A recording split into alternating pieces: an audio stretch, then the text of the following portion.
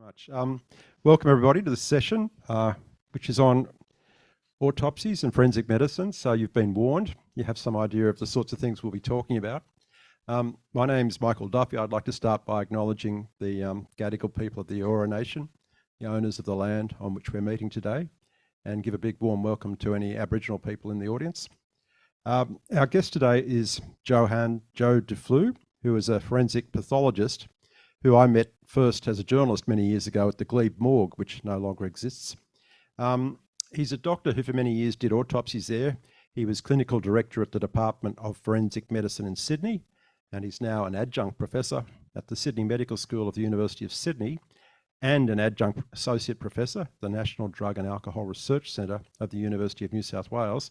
And he also does some work as an expert witness, so he's a busy man. Thanks for joining us. Can you help me welcome Joe, please? Thank you very much. We'll be talking a lot today, I suppose, about preconceptions, because if you're like me, you've read a lot of crime books, and you might think you know, especially from the TV, what it's like, but I suspect we don't really. So we'll see if we can be a bit wiser by the end. Go for it. Yeah. Yeah.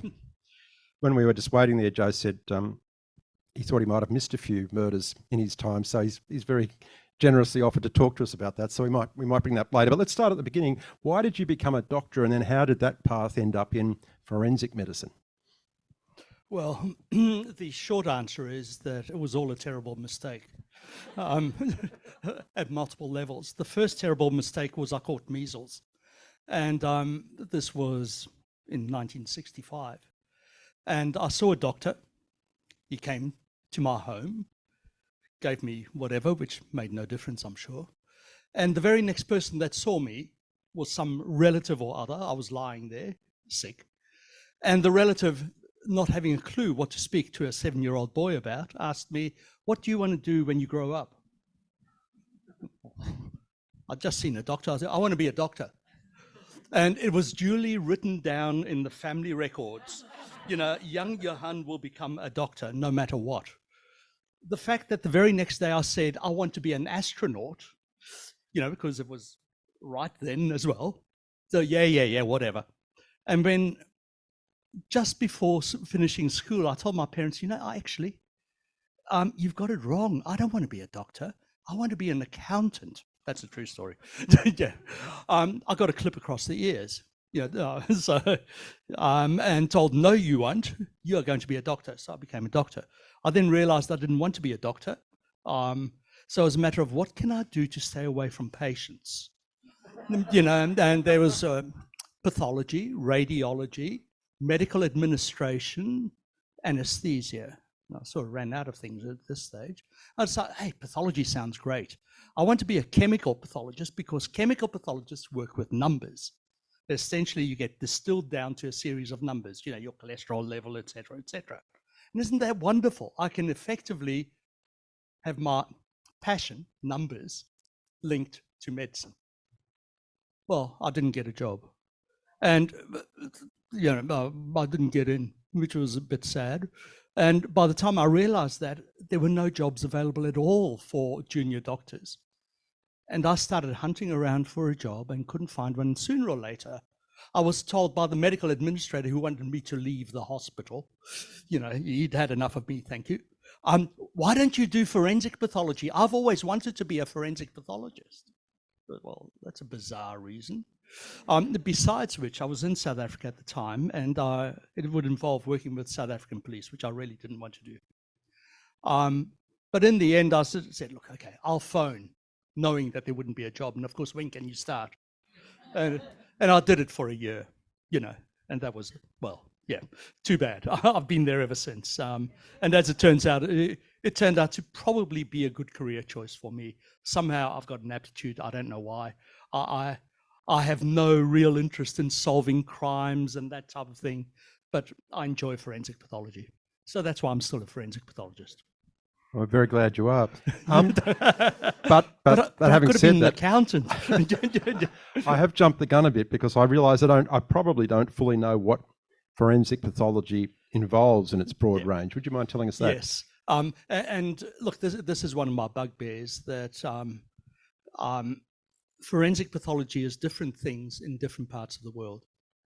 So in Australia, a forensic pathologist is a specialist medical practitioner. They're all pathologists. So we study disease. Pathology is the study of disease.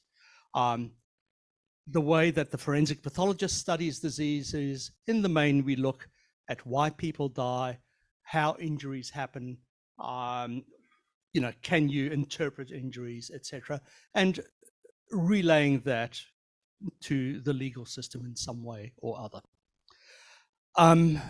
Quite separate from the forensic pathologist in Australia, and a totally different person, is the coroner. The coroner in Australia, pretty much throughout Australia now, is a magistrate or similar, has legal training, has no medical training whatsoever, and relies on the pathologist and the internet to come to conclusions in relation to medical matters. Now, in many parts of Europe, but not Britain, the pathology work is done by a judicial medical practitioner or similar terminology. They do part-time forensic pathology and part-time clinical forensic medicine. And the argument goes that in effect, injuries that you see, well, generally they were sustained prior to death. So the appearances of injuries prior to death and after death are neither here nor there. It doesn't particularly matter. And you can give opinions on both. And I believe that's actually quite reasonable. In the US, there's a mess of a system. Effectively, each state has its own system, and even within states, you can have multiple different systems. But you have the medical examiner as the forensic pathologist, and the medical examiner then is also effectively the coroner. If you have a coroner in the US, that person is invariably not a forensic pathologist, but is either a medical practitioner, a police officer, an ambulance officer, an undertaker, or anything else. Generally, as long as you're above the age of 18, that's fine. And in the southern states in the US, the position is often an elected one. And often you'll end up spending a huge amount of money getting elected for a job that gets you about $20,000 a year, which makes no sense. And, I don't think there are all that many elected coroners in the US that have gone on to become president either. It's not a natural career path, shall we say. So why are they doing it? They're doing it because they're often undertakers. And it's a matter of, if you've got, you get a certain number of bodies, that well, look, we can arrange, the one-stop shop arrangement here, I mean, maybe I'm being nasty to undertakers, I don't know. But it's a way, actually, of generating more income for undertakers, which is not necessarily the perfect way of having a death investigation system. Wow. So that was a short answer. Yes, hello.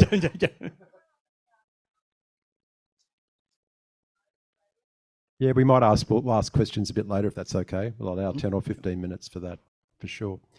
Now, we hear about forensic teams on TV.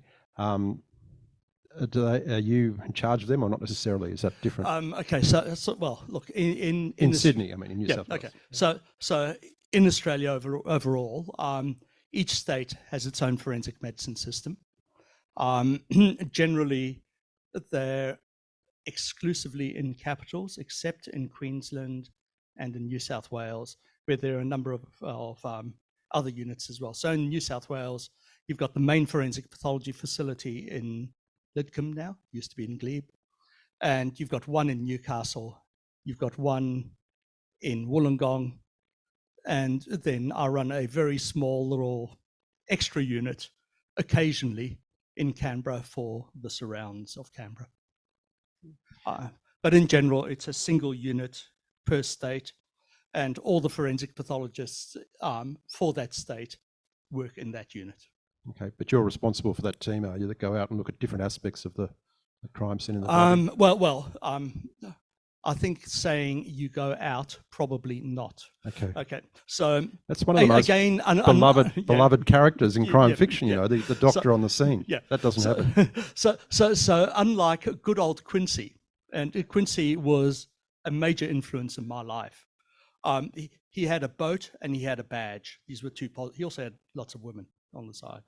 So, I mean, you've got to sort of think that this is, a nerd in his 20s. To me, this sounded perfect. Now, firstly, I never got a badge. I bought a boat and then realized that, in fact, people who live on boats are generally middle-aged alcoholic men who fall off boats and drown. So that was the end of that, But what actually happens is that it really is very uncommon for the forensic pathologist to go to a scene. It used to be slightly more frequent. In other words, once a month or so. It's now essentially down to zero. So you either it's something solely dealt with by police.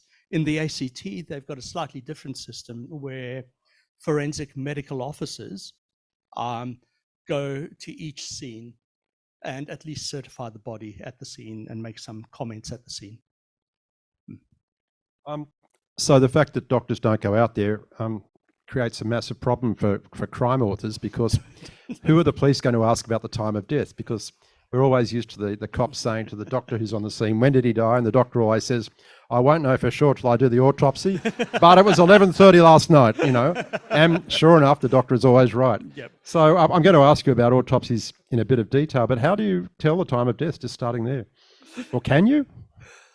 Look, the best way of determining time of death is having your ear to the ground and hearing from someone what the time of death was and then agreeing with them.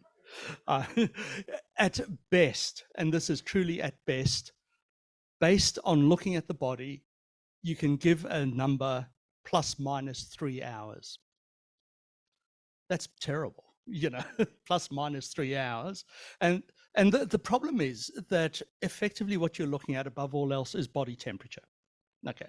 Now, if we measure everybody's body temperature in this room, it's going to be probably between about 35 degrees and 37.5, give or take, in normality. Now, your body temperature at 20 degrees for an average build, normal number of clothes, yada, yada, yada, is about half a degree per hour that it will go down. So already, if you're sitting at 35.5 degrees, let's say, you're 2 degrees less than 37.5 is the other alternative. That's 4 hours difference already, and that's without looking at other factors as well, including possible disease processes, the events prior to death, etc. So in reality, using all these charts and all the rest of it, you can get it right to plus minus 3 hours. With a 95% certainty, we are told. I've been known to say in court, I seem to get a lot of the 5%. You measure the body temperature, you pontificate, and then you find out what the true time of death was, and say, oh, that was 24 hours earlier. Oh, well, there we go. Yet again, So yeah. And of course, the worst thing to do is then to wait another day and only do that measurement once the body gets to the morgue. It's something that you should really do at the scene, if at all. But in reality, yeah, the person died at 10:27 p.m., based on whatever, forget it. No. The best way to tell, by far, I've got to say this, is if the person has a pacemaker or a defibrillator, yeah, and that's always very neat, because it tells you, you just interrogate it, a couple of days later, and there it'll tell you the person died at exactly 10:27 p.m. Yeah. Your work, and you told me this when we spoke earlier, it's not obviously not just about homicide cases. So before we get into autopsies, can you give us an idea of the range of situations in which you have to conduct autopsies? Yeah. Well, I do about 200 autopsies a year in Canberra. If you look at the number of homicide cases in Canberra, they're probably about 2 or 3 a year. So, homicide is very uncommon in Australia and is an uncommon reason for doing an autopsy. As it turns out, I'm doing one on Tuesday that is a suspected homicide case. The vast majority of cases are the other types of cases referred to the coroner, which are sudden unexpected deaths where the cause of death is unknown, the person who wakes up dead in the bed or drops dead in the street, that type of thing. Any accidental death, any suicide, drug overdose, those types of cases, car crashes, post-operative deaths, again, where the operation might have in some way contributed or not. And then deaths where simply you just don't know what's going on. So those are by far the biggest categories of cases. A very small part is homicide, I hope. There's always the problem of, yes, how do you know, could it be a concealed homicide? And so, oh yeah, yeah. It's obviously concealed if I don't find it, isn't it? Yeah, it remains concealed. And has that ever happened? Never. So I'd like to talk to you about 2 autopsies that I did. One is very well known. One is absolutely unknown. The very, very first autopsy I did was on a young woman this was in South Africa. I was a junior registrar. I was being supervised and all the rest of it. And she was found dead in her bed. And she was found to have a ruptured uterus. And she was pregnant, very pregnant, and her uterus had ruptured and she'd bled to death. Now, this is really quite uncommon, exceptionally uncommon, to the extent that, in fact, the first peer-reviewed, I emphasize peer-reviewed, scientific publication that I have to my name is that case as an exceptionally rare cause of sudden death in pregnancy. The more I've thought about the case, the more I am convinced that, in fact, she was kicked or punched in the abdomen and she died of a traumatic rupture of the uterus. There's, in fact, no way of telling the difference. But I have I know it in my waters. My spidey senses are working. It's that type of thing. Over the years, you get a feeling for things, and I can't help think, but that case, I have no idea what the case name is or anything anymore. I have no idea I know there was no criminal investigation. But I just know in my waters. The second one, I arrived in Australia as a bright-eyed and bushy-tailed, freshly minted specialist forensic pathologist in November 1988. In fact, on the 27th of November 1988. On I think it was either the 9th or the 10th of December 1988, I did an autopsy. It was one of the very first autopsies I did in Australia. It happened to be of a young mathematician, an American, who had fallen from North Head in Manly. And it was, okay, there we go. He'd fallen from a height. What was the cause? I don't know. Bit strange that his clothing was all piled neatly, and he was naked at the bottom of the cliff. But then, you start reading the Bible, and I'm not known for much reading of the Bible, but you enter this world naked and you leave it naked. So that's possibly an explanation there. Now, of course, we now know this is Scott Johnson, whose killer was found guilty, earlier this year? Yes. So, that was another one I missed. Yeah. Well, when you say you missed it, I mean, could you have known anyway through the nature of his body or anything like that? No, so not at all. In a sense, it wasn't really your job to find that out, was it? No. What I found was this was a person who'd fallen from a height. You're not going to find handprints on the back or whatever, you know. What you'll find is a person who's fallen from a height. So in reality with that one, I don't feel that I necessarily missed it in the real sense of the word, but it was missed, unfortunately. It was missed, yeah, that's right. And keeping with that point about just how much we can and cannot expect from an autopsy, do you mind talking us through what you do? I don't want to be morbid, but I'm really interested in just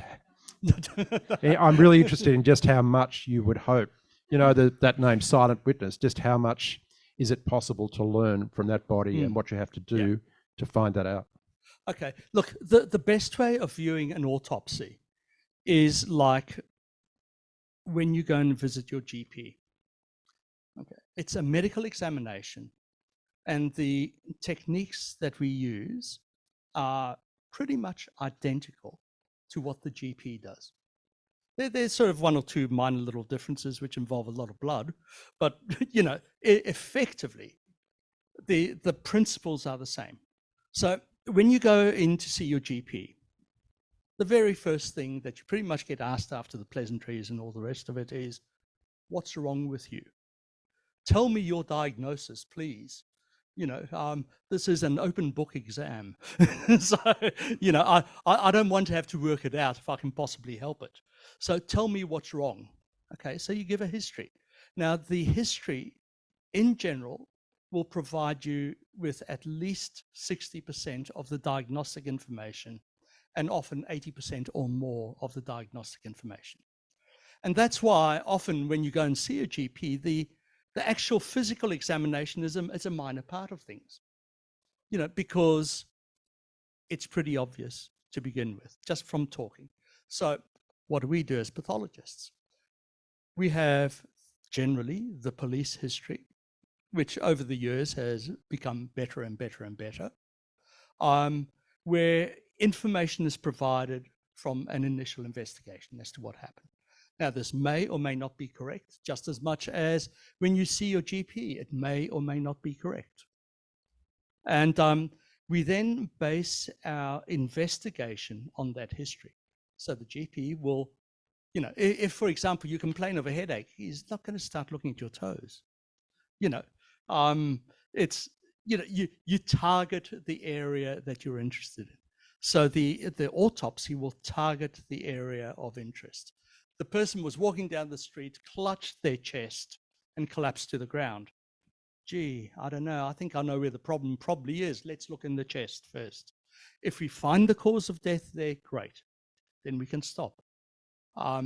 We don't necessarily need to do a full autopsy. And it's done on that basis. We may then do further investigations. You know, so you're going to see your GP again, right? They've got out the gas tubes, also known as stethoscope, and they come up with an idea. Let's try and confirm it by doing some blood tests.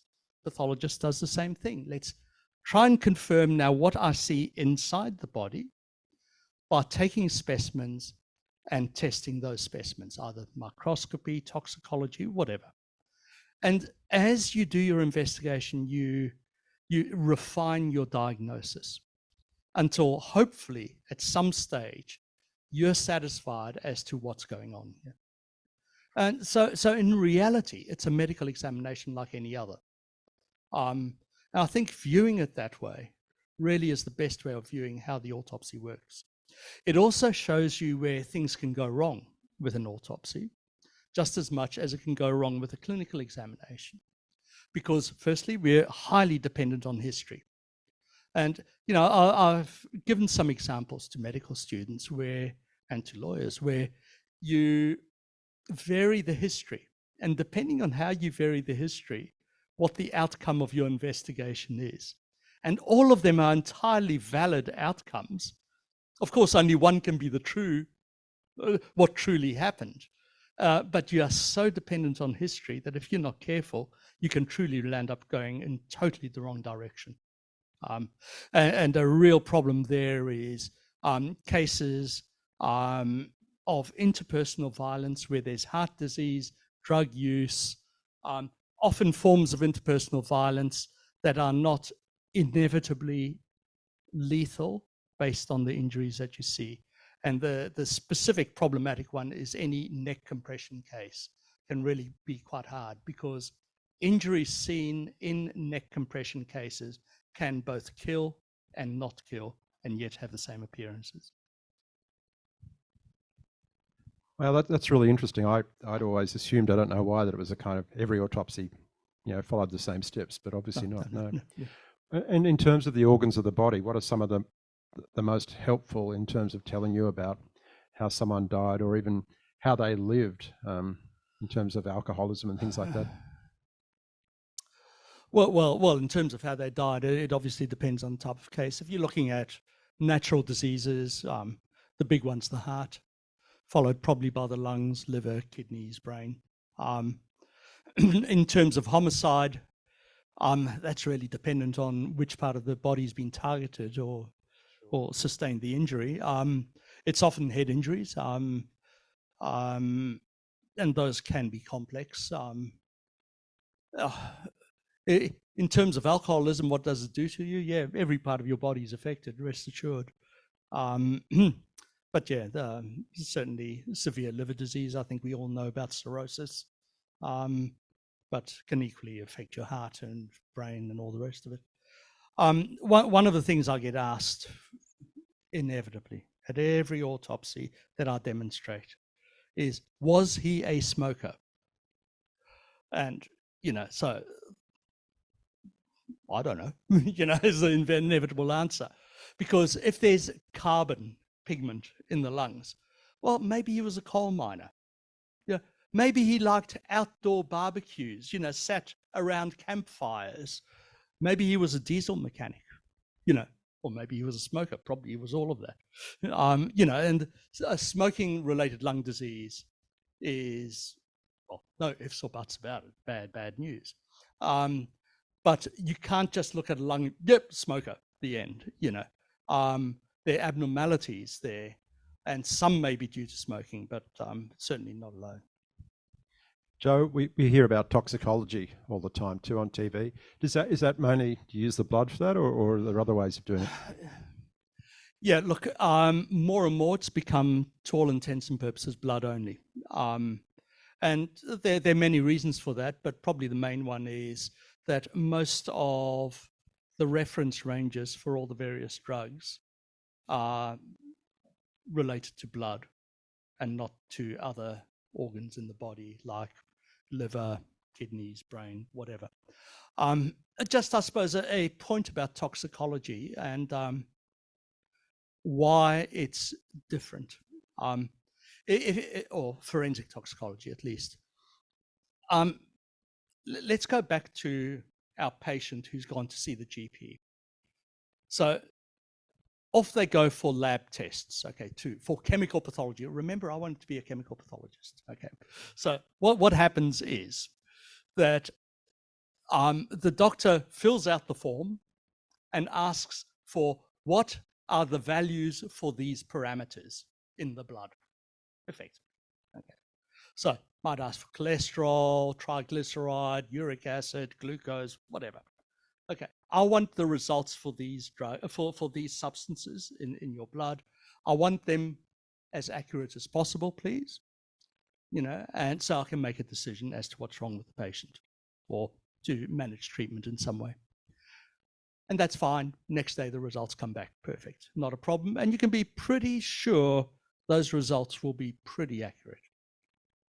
Now let's have a look at what happens with toxicology, especially after death. So who knows what's happened to the body? Okay, might have laid around for a week or so, whatever. So you've got decomposition to worry about. When was the drug taken relative to the death? Well, we don't know. What drug was taken? Oh, I don't know. Something, maybe. Was a drug taken at all? No idea. But we want you to be absolutely sure you find all the drugs, that not only are you confident to the level of treating a patient, but confident to the level of beyond reasonable doubt in court, which is arguably a higher level of confidence. without us telling you which drugs to look for or anything like that, and without us knowing what you need to look for in a substance that's horrible to look at in terms of laboratory testing. And it really is, frankly, amazing that they can do it. And then we want you to detect it at nanogram levels per liter. Now, nanograms are not very big. I'm not going to try and work out how many parts per million, but really it is parts per million levels that you need to look at and be confident that that result is correct. So is it any surprise that it's difficult to do and that it can take months to get the result out? And that, of course, is a problem that if you look in fiction land, the result comes out in 5 minutes, usually at the scene even. In reality, good luck getting a result. And especially when you're talking about new psychoactive drugs, like, designer drugs that get made on a daily basis. Those are really hard to detect, because not only do we tell them, look, and we don't know which one it is, but please find it. We don't even know if it exists as a concept yet, but please find it, even though we don't even know if it exists as a drug. Wow. So I suppose that leads to the obvious question of how many times do you just say, I don't know? I mean, I don't know how this person died. Yeah. I'm trying to work out how to answer that. For the coronial system, your answer has to be on balance what the cause of death is. In other words, sort of having it a bit right about 50% of the time will do in reality. You obviously try and get much better than that. But if it's something is more likely than not as the cause of death, that is generally accepted as the cause of death. So you've got that as a comfort backstop. How often are we absolutely certain about the cause of death? If there's a shotgun wound through the head, right, okay, that's good. If somebody has ruptured an aneurysm of the aorta, the major blood vessel in the body, blood everywhere, we can do that one. I'm beginning to run out. There are various ruptures of the heart. There are massive hemorrhagic strokes. As for the rest, it's all a matter of weighing up what you see. So let's imagine that we have somebody who takes cocaine, who suddenly clutches their chest and drops dead. You do an autopsy, and they have a coronary artery thrombosis. Good, as a cause of death. And they have a cocaine level of, let's say, 1 milligram per liter. Now, the problem with cocaine to begin with is that a person can die with a level of 0.1 milligram per liter of an overdose of cocaine, or can be alive and rather bright-eyed and bushy-tailed with 10 milligrams per liter. Okay, so as I enjoy pointing out in court, cocaine is not like alcohol. With alcohol, every person in this room can have one beer. You will not die, believe me. Okay, you have no chance of dying from a beer overdose with one beer.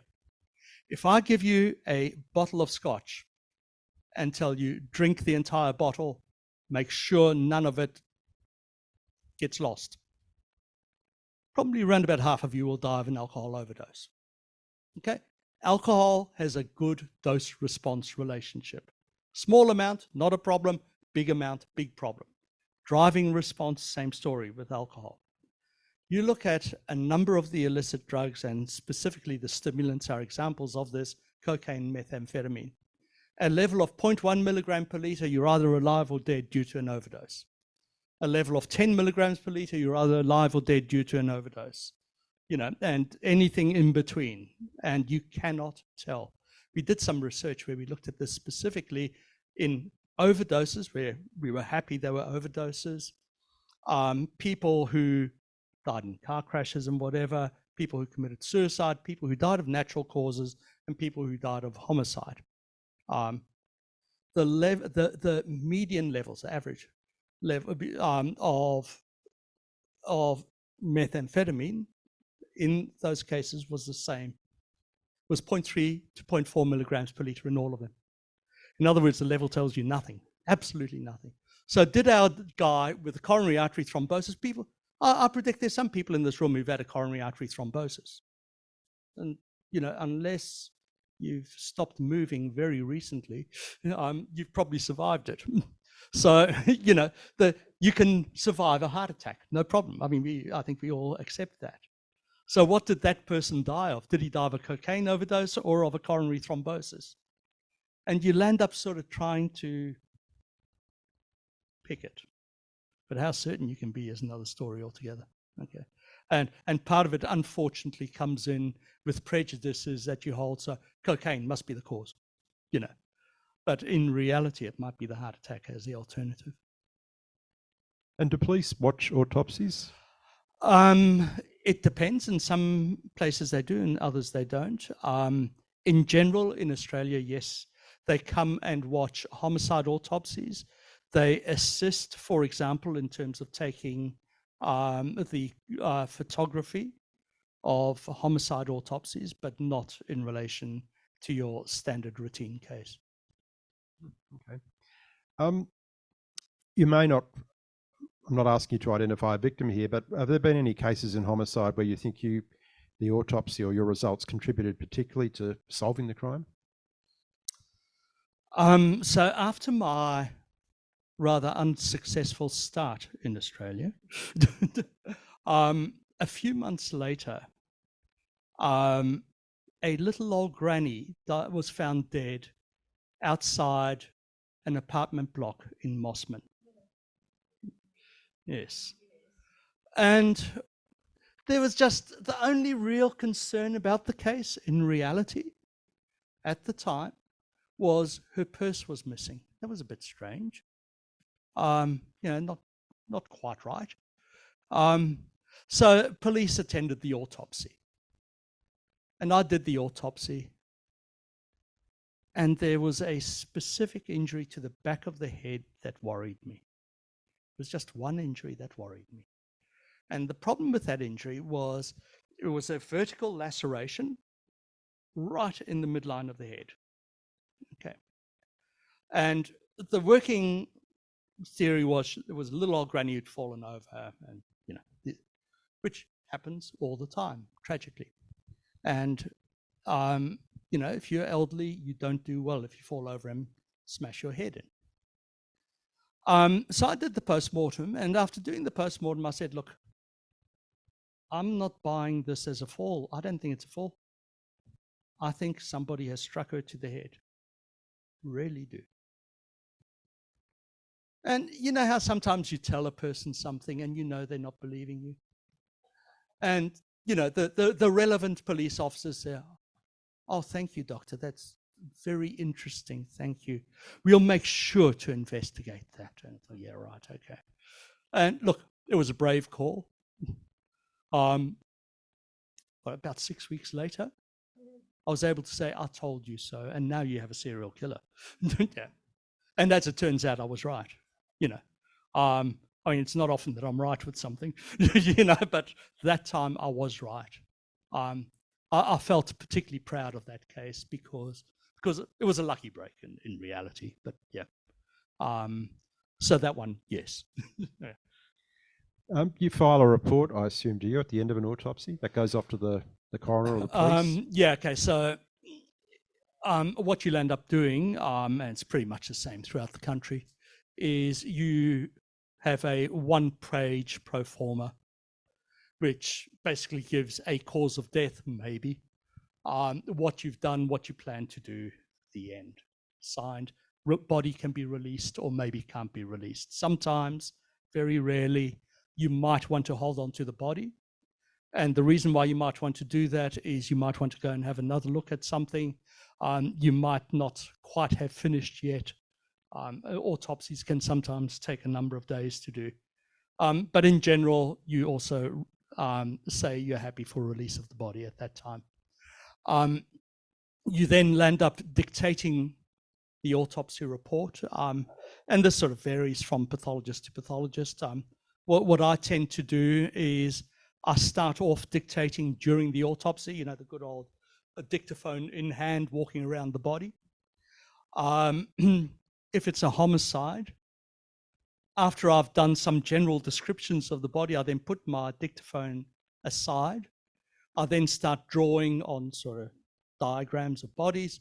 I start drawing the injuries and scribbling away and writing down what I see. Then after having done that and done the entire external examination of the body, while everything has been prepared to now look inside, I'll then quickly transcribe what I've scribbled as the next stage of the autopsy report. And then after doing the internal of the body, then I'm doing that part. Now, that's my technique. You know, others have different ways of doing it. Some do it all in one go at the end, whatever. But I suppose what we don't do is, while dissecting organs, is dictate, you know, again, like in the movies. You know, you just don't do that. Yeah, it's too messy. Yeah. We're going to stop for questions in about 3 or 4 minutes. So if anyone is watching us on Zoom, you'd like to type in a question, please feel free. Do you often have to talk in court about a report you've done? Yeah, homicide cases? Yeah. Well, I suppose the end result of a homicide autopsy is the presentation of evidence in court. I do that frequently. I was in court twice this week. I was in court once the week before. I do a combination of autopsies. My present job, above all else, is 2 days a week in Canberra. So it's a drive-in, drive-out, 2 days a week. And then the rest of the time, I do consulting work, second opinions, that type of stuff, for whoever asks for it. So effectively, I'm the only, at present, full-time private forensic pathologist in Australia. Everyone else works for a government department. So I tend to give evidence more often than most because I do a fair amount of defence work as well as all my usual routine work. Yeah, that giving of evidence can be as short as, what's your name, doctor? I don't know. What do you expect me to say? You know, and that's it. Thank you, no questions, which has really annoyed me. To spending 3 days in the witness box, you know, and anything in between, absolutely anything in between. Evidence can be given in front of a jury or not, can be given at an inquest, criminal trial, civil trial. I've just this week were 2 family court matters where there were care proceedings, and both of them were in the form of they're called hot tubs, where multiple experts give evidence concurrently. Yeah, those are interesting, and I think it's something that is becoming more and more frequent, where as opposed to one expert, say, let's say the forensic pathologist who did the autopsy, give evidence in the trial, in the second week of the trial. The trial for the prosecution lasts a month, and then the expert called by the defense gives evidence, 3 weeks later, where that expert might say, oh, look, it's all a total load of rubbish. What in fact the cause of death is. And by then, for the jury to remember what happened 3 weeks earlier in detail, the complex medical information, forget it. That doesn't work very well at all. So that's why courts are looking at new systems and concurrent evidence and various terms like that. I like the hot tub as an idea, which is quite accepted, by the way, as a in the legal fraternity as a term. I think that can work very well.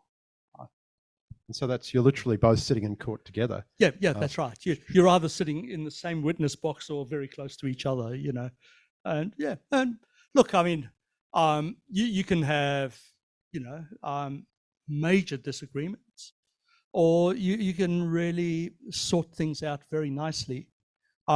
Sometimes you have these hearings without lawyers being present as well, so that the two witnesses, if they're two, the most I've had is 8 in one room, and you all get together, try and resolve the issues. These are the issues which we want you to resolve, and provide a report afterwards. So that's one way of doing it. The other way of doing it is, in fact, during the trial itself, that you all sit there and you give your evidence at the same time. So, it's a system that I think was first developed in the Land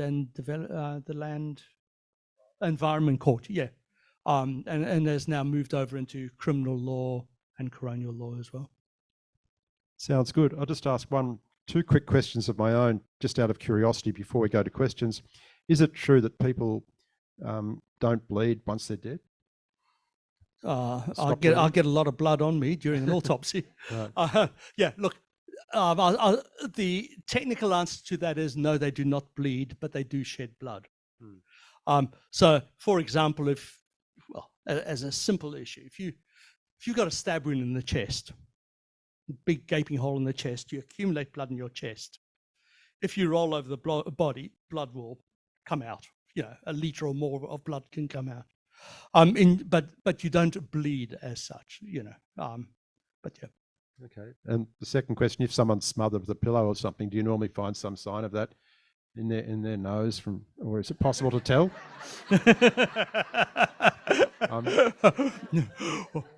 Of course, we'll detect it. I'm just fact checking. If you books I've read, that's for a friend.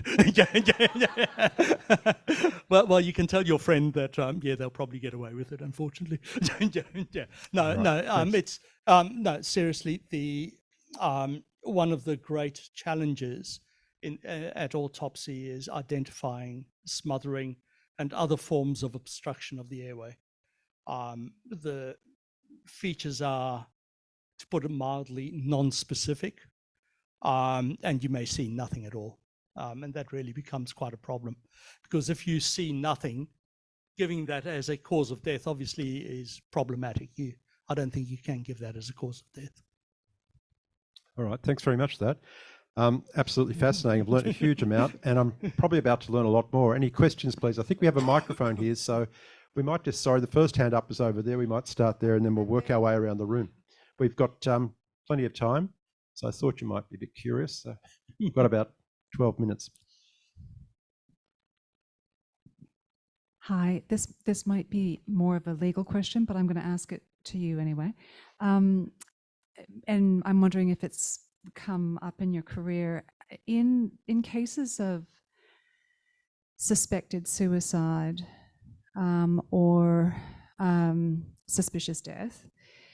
Have you had situations where the family has basically said, no, but we don't want an autopsy, and not necessarily for religious reasons, but just, and can you, as the medical examiner, challenge that, or the police? If you could just talk about that. Yes. The answer is yes, absolutely. It's a daily consideration in any business, in any busy forensic pathology organization.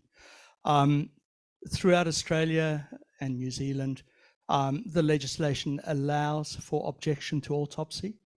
Reasons do not have to be given. They are often religious and cultural. I can tell you that I've told my wife that I don't want an autopsy on myself just because, just to be obstreperous, that no other reason. But there we are. Whether she'll listen to me or not is another story. Let alone whether the coroner will listen or not. Now, the coroner in the end makes the decision. In New South Wales, that decision can be challenged in the Supreme Court and has been. But effectively, if it's a homicide or is strongly suspected as a homicide, that's going to be an autopsy. You know, if for other cases, if an autopsy can be avoided, both in the setting of an objection and otherwise, we will aim to avoid the autopsy.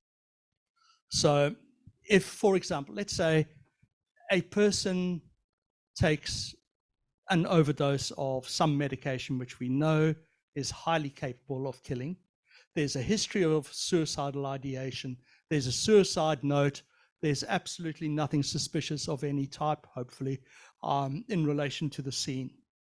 The chances are that what we will do is an external examination of the body, just make sure there's nothing strange going on externally, and do toxicology.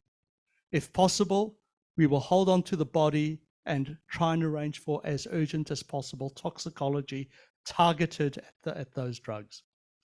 Okay. And if the results look good, that's where we'll stop. Same with a car crash. If it's pretty obvious in terms of what happened, the person was a passenger, as an example, and has obvious severe lethal injury.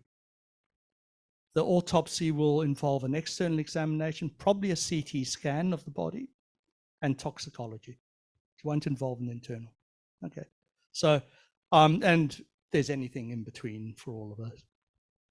So, as was mentioned earlier, the autopsy is not a one-size-fits-all. It really is approached depending on the case. Is there another question on that side of the room before we move around, maybe? Thanks.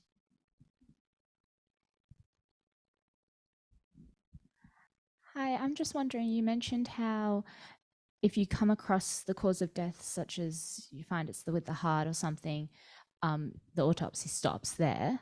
Is there any circumstances in which an autopsy would continue, or you'd need to search further beyond the cause of death? Yeah, look, if the cause of death is absolutely obvious, and there are no suspicious aspects to the death, then we will stop.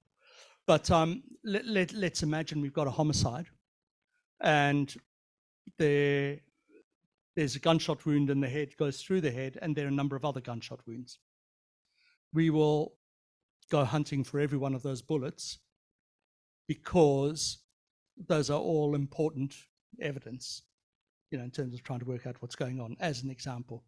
If there are multiple stab wounds, for example, trying to get a feel for the size and shape of the knife can be useful, So it is often the case that you continue, even though you might have found a cause of death. Remembering that a cause of death is not necessarily the cause of death. Okay, so in your typical illicit drug overdose type case, we do a full autopsy because we can't really tell based on purely the toxicology if the person has died of that. So we have to exclude other causes. Thanks. There was a woman up there who asked a question earlier on about, I think it was forensics in regional Australia. Come back to you if we could. I'm interested to know how unexpected deaths, particularly of Aboriginal people and particularly of children, are handled. Well, specifically in regional Australia, they are transported to the major forensic centres for autopsy. And the reason for that is a combination of facilities and where the staff are. It used to be the case in the good old days, until probably around about 2000 in Sydney, in New South Wales at least, where effectively any general practitioner, any medical practitioner could do an autopsy. I must say I was very opposed to that, and I remain absolutely opposed to that. The argument for it was that it gets done in the community and that's great for the family. My response is, you want a decent job done, have it done by a specialist who does that, and saying that, but the GP enjoys doing it. Yeah, Well, I'm sure I'd enjoy doing, coronary bypass surgery too. But yeah, no, so it's very much a matter of transportation of the body, unfortunately. And I accept that there are problems with that, but yeah. Thanks. We might come around the front here, this gentleman. Thanks.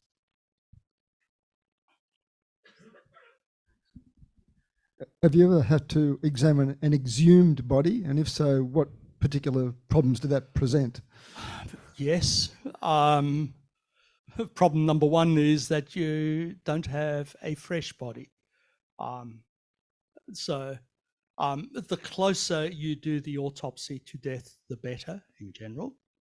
Once you're down to a skeletonized body, you've got bones to look at and nothing else.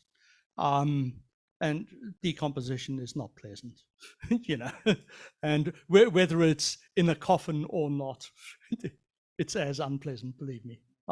So yeah, it's difficult, it's problematic. You can get all sorts of artifacts, including coffin collapse, which is quite common, where there's compression of the body after death. And you might get various fractures of bones which occurred after death, and trying to differentiate them can be quite problematic. This is a trite question. On TV, it appears that everything gets weighed. Now, what is this? Yeah. well, look, I'm one of the other TV series that I thoroughly enjoyed was The X-Files. And the reason why I enjoyed The X-Files was because it emphasized uncertainty. Okay, that you can never get to the full answer. It's actually a fascinating series to watch from that perspective of scientific uncertainty. I mean, forget all the mumbo jumbo and all the rest of it. The other important thing with that series, and I only realized this when I went to a lecture by the script writers, at some conference I was at the States, they said, Scully is the strong female lead. The ditzy lead is the male. It's so reversed. And they did that on purpose, very much to encourage science and moving into STEM type subjects for young women in the States at the time. So I found that quite interesting as a concept that worked so nicely. But one thing that they got totally wrong was when they weighed the bowels. There was this one episode where Scully was over it, and she was doing an autopsy and weighing each organ in turn, and one of the organs she weighed was the bowels. Now, you weigh in all your autopsies the body, the brain, the heart, the lungs, liver, kidney, spleen. You might weigh some other organs as well in certain circumstances. But yeah, it's just one of the things you do. Why do you do it? Well, firstly, tradition, because we always have. But secondly, organ weight is one of the easiest things to do as a test. Even then you can get it wrong. And the weight of an organ can tell you a lot. So your normal heart rate, as an example, is take your body weight, double it, divided by 2. So divided by 10. So say you weigh 50 kilograms, I dream. No,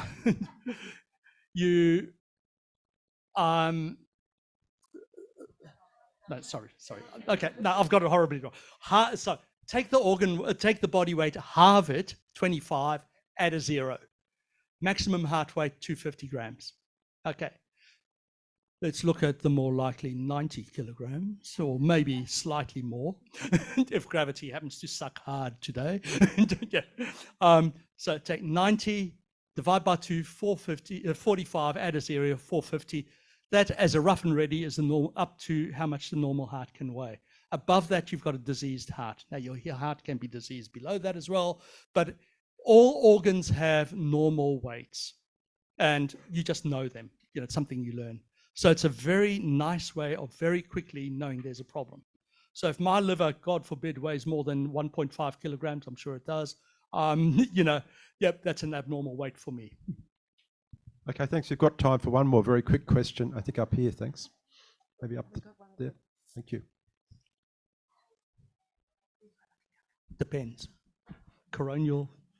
Okay. No. I was I was a community nurse for many years, and I'd like you to comment on this case that I had in the mid-90s.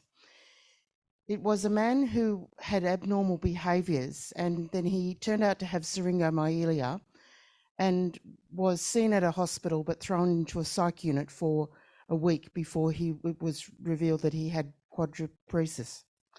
He was in a wheelchair. He continued to have bad behavioural problems, but he did take a lot of drugs, including diazepam. He used to swim. He drove a modified car. And during the Olympics, it was said that he took an overdose of diazepam. How could you tell? That's Yeah. The answer is good luck. Yeah. Firstly, diazepam on its own is very unlikely to cause death from overdose. So it's problem number one. But there's the added problem of, if he's got quadriplegia, God only knows. Yeah. I think good luck in trying to work that one out. It's not a 2-minute job, rest assured. Yeah. all right. Thanks very much. We'll have to leave it there. But I want to thank Joe hugely. And also, he doesn't even have a book to sell. He just came here from the goodness of his heart to tell us about a fascinating subject. And can I also thank our volunteers who do such a wonderful job, without whom we wouldn't be here.